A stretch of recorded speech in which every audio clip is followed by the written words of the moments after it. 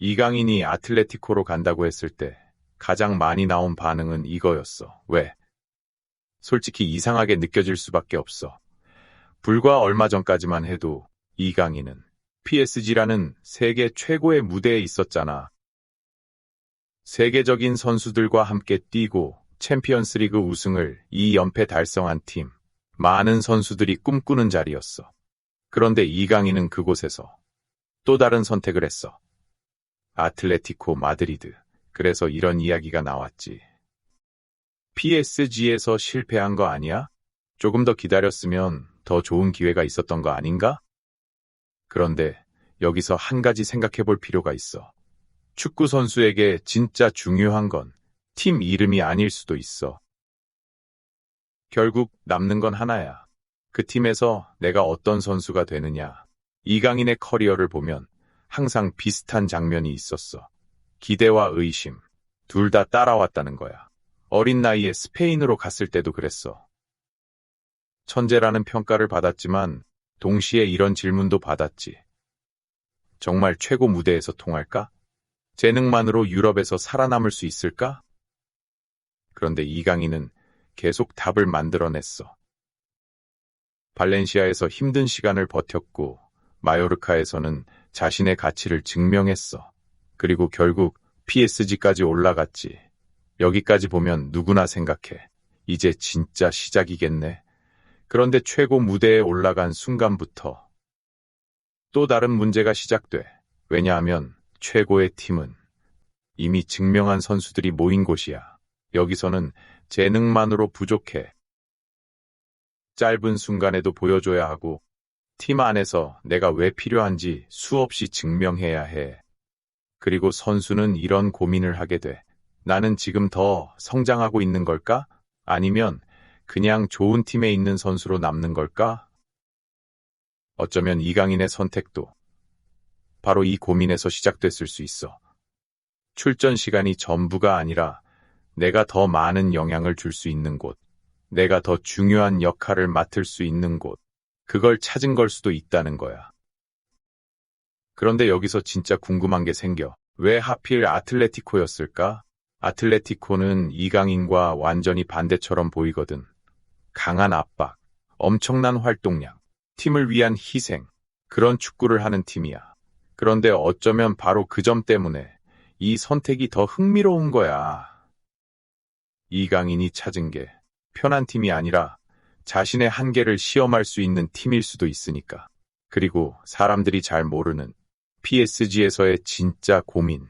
많은 사람들은 이강인의 PSG 생활을 이렇게 생각했을 거야. 결국 경쟁에서 밀린 거 아니야? 그래서 떠나는 거 아니야? 물론 그렇게 볼 수도 있어. 하지만 축구를 조금 더 깊게 보면 이건 단순히 출전 시간의 문제가 아닐 수 있어. 선수에게 중요한 건 몇 경기를 뛰었는지가 아니야. 진짜 중요한 건 그 안에서 어떤 역할을 맡고 있느냐. 이거야. 이강인의 가장 큰 장점은 분명해. 좁은 공간에서 상대를 벗겨내는 기술, 압박 속에서도 공을 지키는 능력, 그리고 답답한 경기에서 한 번의 패스로 변화를 만드는 능력. 그런데 이런 선수에게 필요한 게 있어. 바로 믿고 책임질 수 있는 역할이야. 경기 안에서 계속 관여해야 하고 실수해도 다시 시도할 기회가 있어야 해. 하지만 PSG는 그런 환경과 조금 달라. 여기는 성장시키는 팀이라기보다 결과를 만들어야 하는 팀이야. 이미 세계적인 선수들이 있고 매 순간 경쟁이 이어져. 그러다 보면 이런 상황이 생겨. 선수의 능력은 인정받는데 그 선수가 중심이 되기는 어렵다.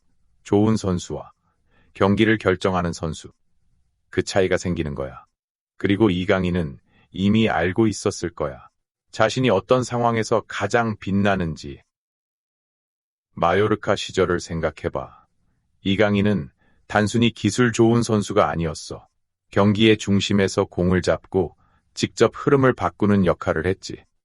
자신에게 책임이 주어졌을 때 더 강해지는 모습을 보여줬어. 그래서 이번 선택도 단순히 도망이라고 보기는 어려워.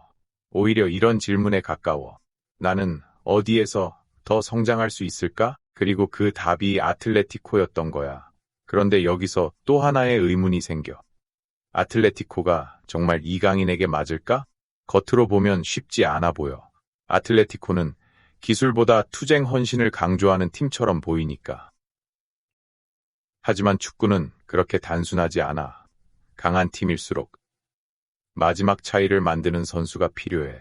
상대가 내려앉았을 때, 경기가 막혔을 때, 한 번의 움직임으로 균형을 깨는 선수. 그런 선수가 필요해. 그리고 이강인이 가진 능력이 바로 그 부분과 연결될 수 있어. 물론 조건은 있어. 아틀레티코에서는 예전처럼 공격 장면만 만드는 것으로 끝나지 않아.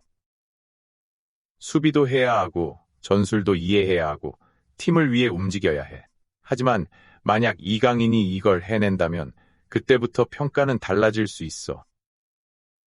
기술 좋은 선수에서 끝나는 게 아니라 어떤 환경에서도 자신의 가치를 보여주는 선수. 그 단계로 성장해서 올라갈 수 있는 거지. 그렇다면 마지막으로 남는 질문이 있어. 이강인의 아틀레티코 선택은 진짜 새로운 전성기의 시작일까? 아니면 너무 위험한 도전일까? 결국 이강인의 아틀레티코 선택을 바라보는 핵심은 하나야. 더 좋은 팀을 선택한 걸까? 아니면 더 좋은 선수가 되기 위한 선택을 한 걸까? 사실 이 두 가지는 완전히 다른 이야기야. 우리는 보통 이적을 볼 때 팀 이름부터 봐. PSG, 아틀레티코, 어디가 더 유명한지, 어디가 더 큰 무대인지. 그런데 선수의 입장은 조금 달라. 중요한 건 그 안에서 내가 어떤 존재가 되느냐야. 세계적인 선수들 사이에서 좋은 선수 중 한 명으로 남을 것인지, 아니면 내가 경기의 방향을 바꾸는 선수가 될 것인지. 이건 엄청난 차이야. 그리고 이강인은 지금까지 항상 자신의 답을 만들어 온 선수야. 어릴 때 스페인으로 떠났을 때도, 발렌시아에서 기다렸을 때도, 마요르카에서 다시 증명했을 때도 사람들은 계속 물었어. 정말 될까? 최고 수준에서도 통할까? 하지만 이강인은 매번 경기장에서 보여줬지. 그래서 이번 선택도 단순히 실패라고 말하기는 어려워. 오히려 새로운 도전일 수 있어. PSG에 남아서 경쟁하는 길도 있었고 더 안정적인 선택을 할 수도 있었어. 그런데 이강인은 다시 한번 자신이 증명해야 하는 곳을 선택했어. 물론 아틀레티코에서 성공한다는 보장은 없어. 오히려 더 어려울 수도 있어. 더 강한 압박을 받아야 하고 더 많은 희생을 요구받을 거야. 하지만 만약 이강인이 여기서 자신의 색깔을 보여준다면 그때 이 선택의 의미는 완전히 달라져. 사람들은 이렇게 말할 수도 있어. 이강인은 좋은 환경에서만 빛나는 선수가 아니었다. 어떤 축구에서도 자신의 가치를 증명했다. 이게 진짜 큰 의미야. 최고 수준의 선수들은 결국 하나의 공통점이 있어. 자신에게 맞는 환경만 찾지 않는다는 것. 어떤 환경에서도 답을 만들어낸다는 것. 어쩌면 이강인의 이번 선택도 바로 그 시험일 수 있어. 더 화려한 이름을 선택한 게 아니라 자신이 더 성장할 수 있는 길을 선택한 것. 그리고 이제부터 중요한 건 이적 자체가 아니야. 아틀레티코에서 이강인이 어떤 선수가 되느냐야. 몇 년 뒤 사람들은 이번 선택을 성공이라고 기억할 수도 있고 아쉬운 결정이라고 평가할 수도 있어.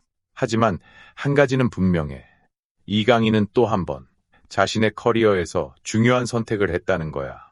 여러분은 어떻게 생각해? 이강인의 아틀레티코행 더 큰 선수가 되기 위한 현명한 선택일까? 아니면 PSG에서 조금 더 기다렸어야 했을까? 여러분 생각은 어때?